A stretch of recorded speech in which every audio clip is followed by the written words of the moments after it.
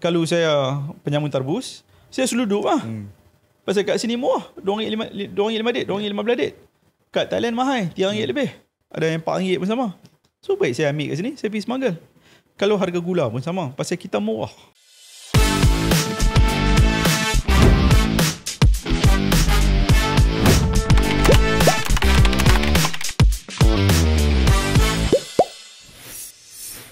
Assalamualaikum warahmatullahi taala wabarakatuh dan selamat sejahtera.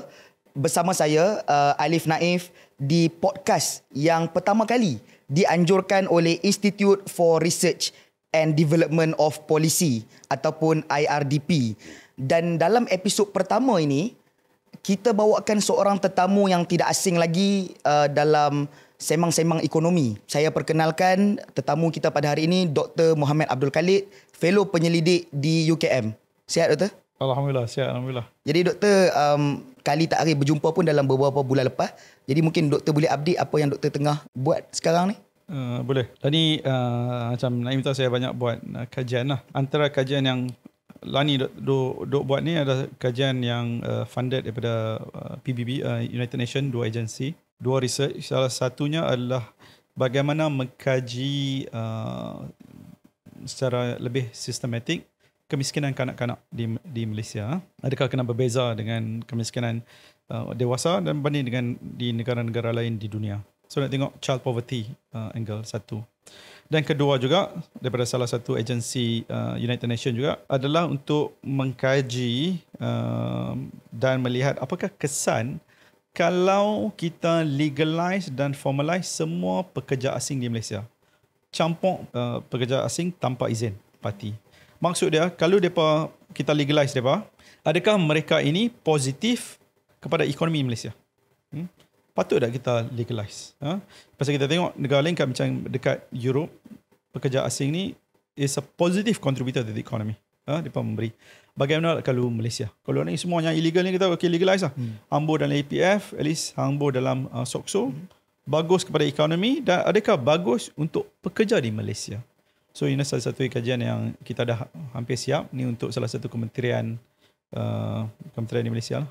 Baik, menarik doktor, dan saya rasa kita boleh terus masuk ke topik kita pada hari ini sebenarnya, iaitu berkaitan dengan cukai gula yang disebutkan oleh Yang Berhormat Menteri Kesihatan.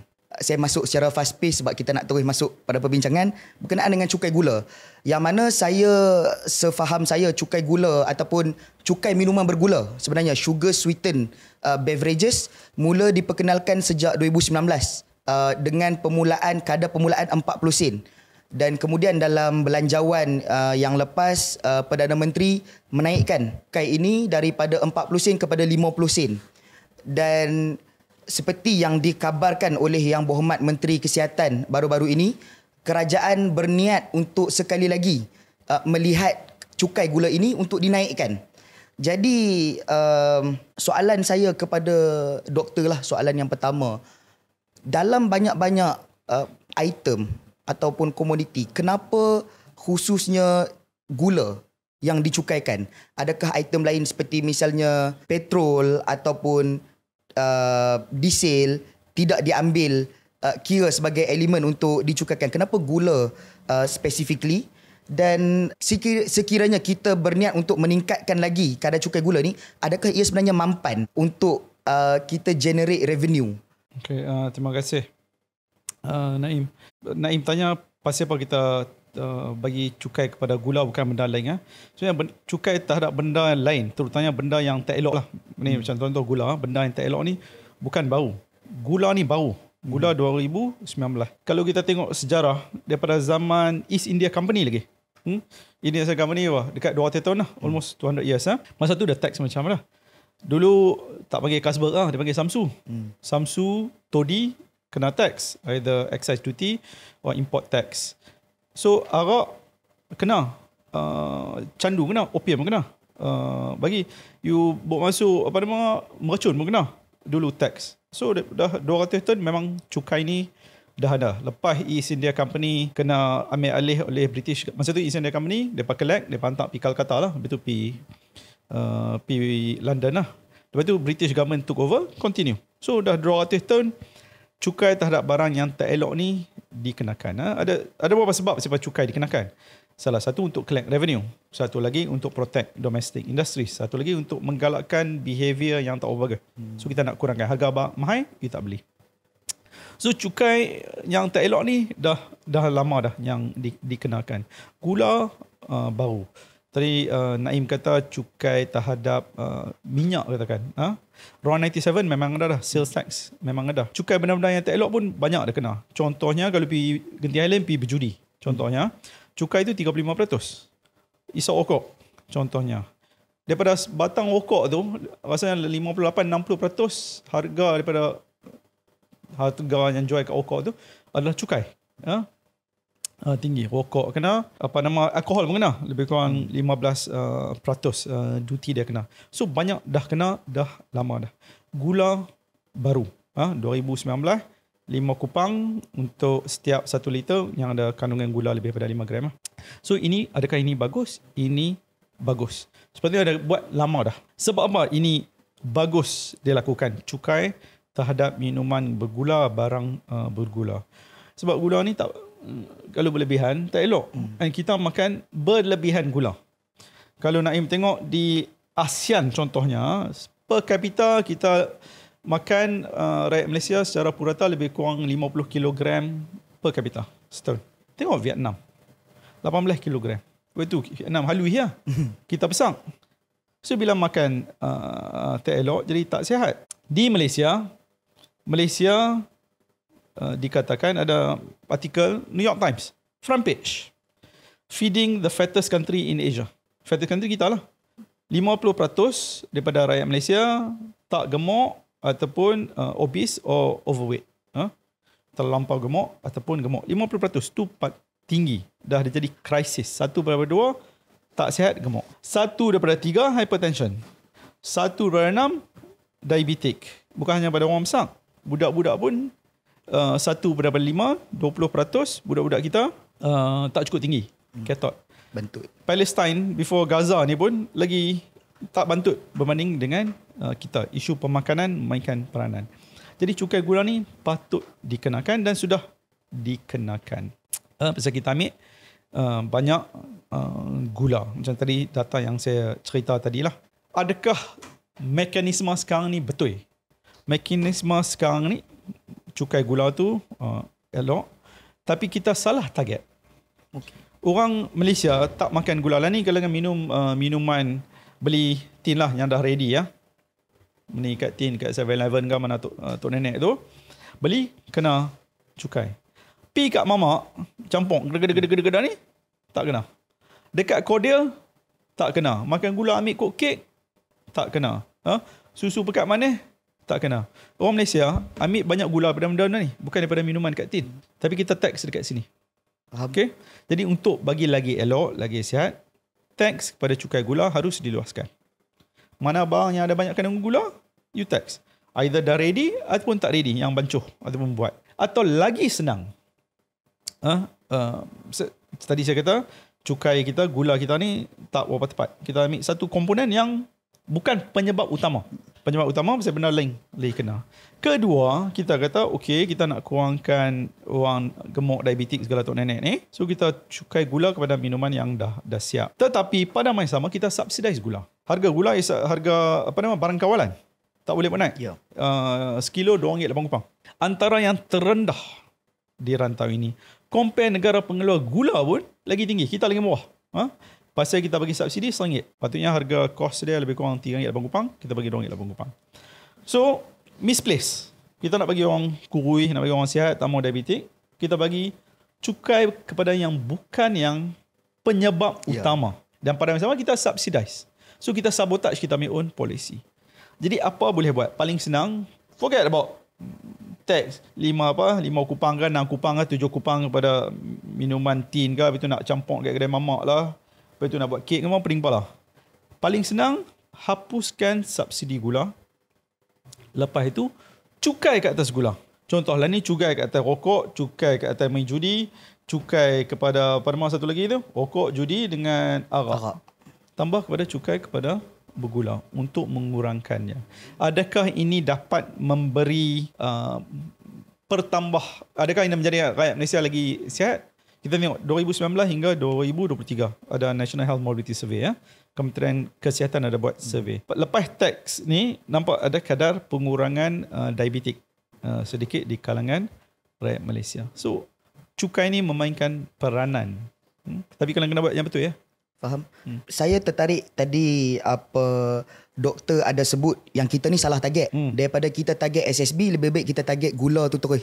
Soalan saya, benda ni agak-agaknya kalau kita go ke arah sama ada kita naikkan SSB ataupun kita straight ke arah gula, adakah dia akan memberi kesan kepada golongan-golongan berpendapatan rendah dan juga menengah? Sebab kalau dekat Malaysia ni makanan manis ni senang sangat nak jumpa. Hampir semua benda boleh kata manis, maksudnya hampir semua benda ada gula. Maksudnya kalau kita buat kita potong subsidi ataupun kita cukaikan terus kat atas gula, benda-benda bergula ni semua berdasarkan threshold dia akan kena. Jadi adakah benda tu akan jadi beban sebenarnya? Dia kena selari. Kalau kita naikkan harga cukai kepada gula ni, kita kurang makan gula. Tapi sama penting, harga makanan berkhasiat juga tak boleh tinggi. Lah ni beli sayur mahal. Beli buah pun boleh tahan ambil harga sikit darah. Jadi mahal. Untuk makanan berkhasiat mahal. Kalau kita kata jangan makan gula, okey, takkan gula, harga barang lain tinggi. Tapi yang paling penting, harga barang berkhasiat ni juga harus turun. So dia kena berhubung kait dengan dasar polisi kita. Kita kena buat lebih banyak. I think Kementerian Pertanian, Mat Sabu cuba buat untuk self-sufficiency, more affordable untuk barang-barang makanan ni.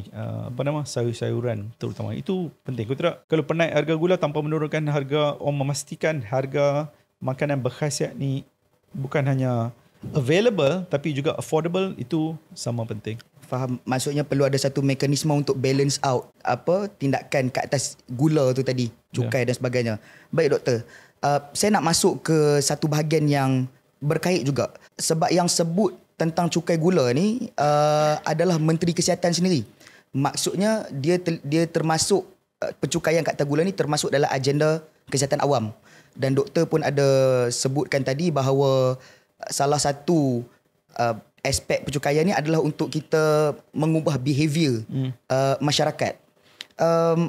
Soalan saya, adakah cukai SSB, sebab sebelum kita, cadangan doktor adalah untuk kita hapuskan subsidi. Buat masa sekarang kita tahu mereka nak naikkan je cukai SSB ni. Jadi berdasarkan kenaikan cukai SSB ni, pada pandangan doktor, mungkin boleh back dengan data yang doktor sebut tadi daripada NHMS tadi, adakah cukai ini secara efektifnya membuatkan rakyat Malaysia tu lebih sihat? Sebab saya kira orang yang berpenyakit NCD, non-contagious disease, terutamanya diabetes ni, tetap prevalent. Kan? Jadi apa pandangan doktor? Adakah dia betul-betul berkesan untuk mengubah behavior ataupun sebenarnya dia in the end result dia akan lebih kurang je? Macam tadi saya bagi tahu, cukai gula ni penting, ataupun jangan harga gula murah sangat, kita subsidize. Siapa yang dapat subsidi? Sama macam petrol lah ni, siapa ada subsidi? Kalau yang petrol, orang kaya dapat paling banyak, daripada RM1, 5 kupang, 6 kupang dapat kat bawah. Kalau gula, penghilang yang dapat. Yang dapat subsidi, bukan pengguna. Kita subsidize kepada penghilang. Ada jawapan di Parlimen, lebih kurang 42 juta sebulan. Kalau 10 bulan dah berapa dah? $0.5 bilion. Jadi banyak. Cukai perang atas gula yang Kementerian Kesihatan tu buat betul. Tapi target dia tak berapa betul. Target dia kepada minuman yang dah ready dalam tin tu, itu bukan ramai yang orang kita makan. Kita makan benda yang pengambilan gula kita lebih banyak kepada benda-benda yang lain. Kat kedai mamak lah, kordiam macam tadi saya kata, kedai kek dan segala tok nenek itulah.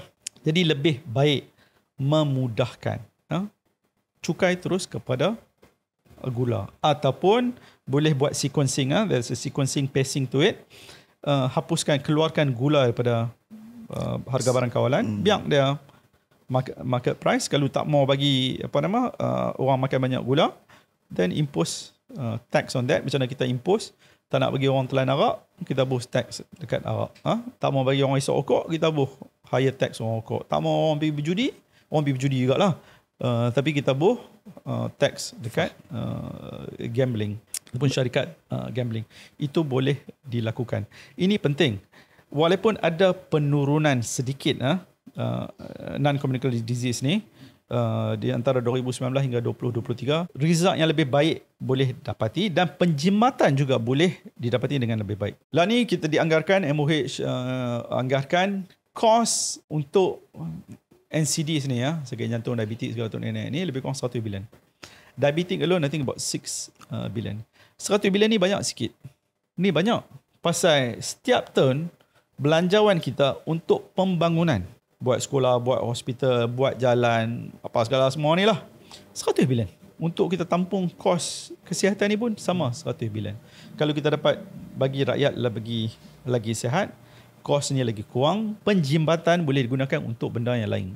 Bagi budak-budak budak-budak makanan sarapan percuma ke, macam dekat Japan dia buat, banyak negeri dia buat dan sebagainya. Itu sama penting.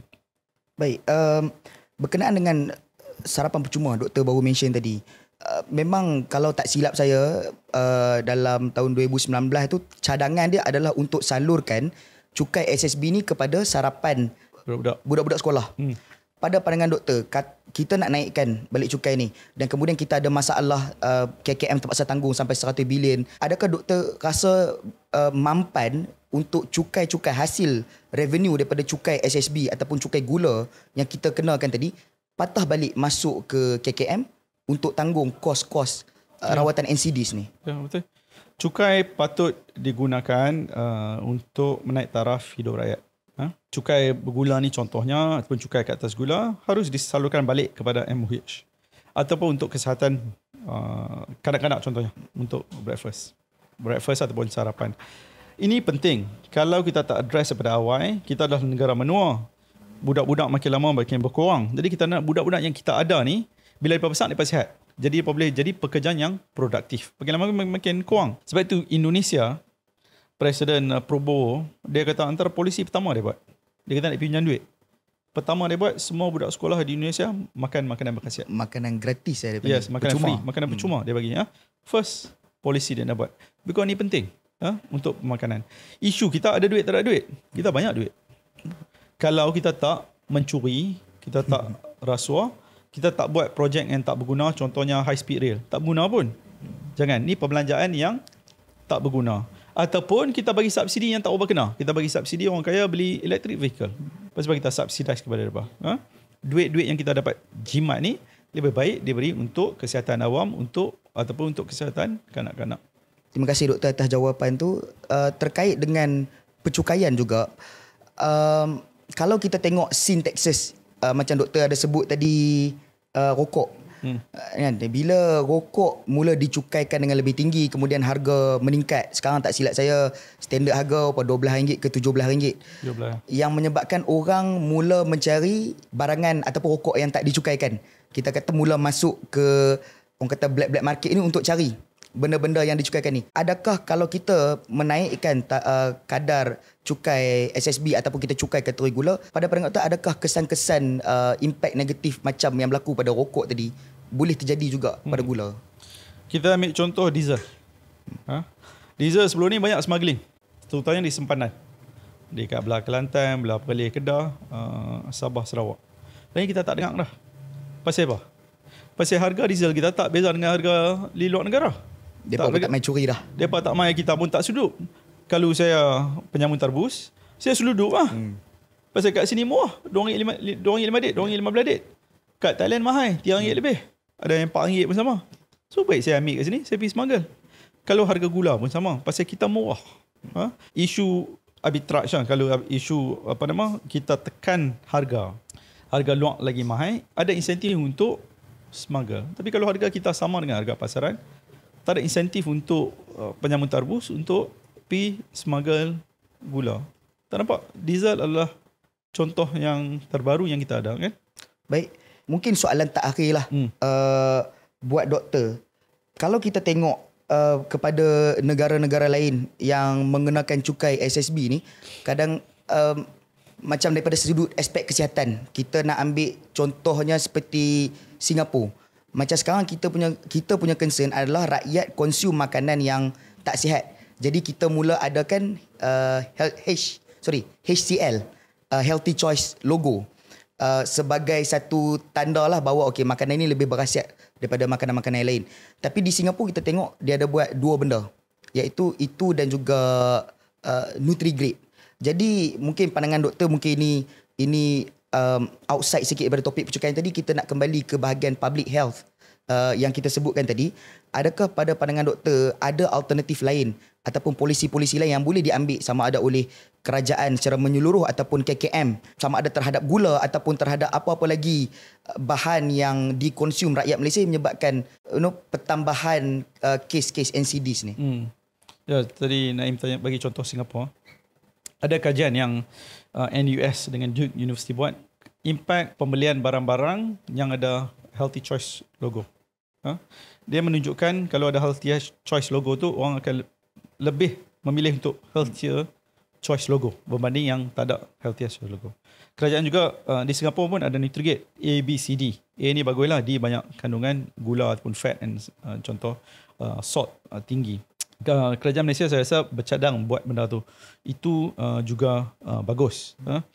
Tetapi pada masa yang sama, kalau kita nak rakyat lebih sihat, makanan berkhasiat haruslah affordable. Nombor satu.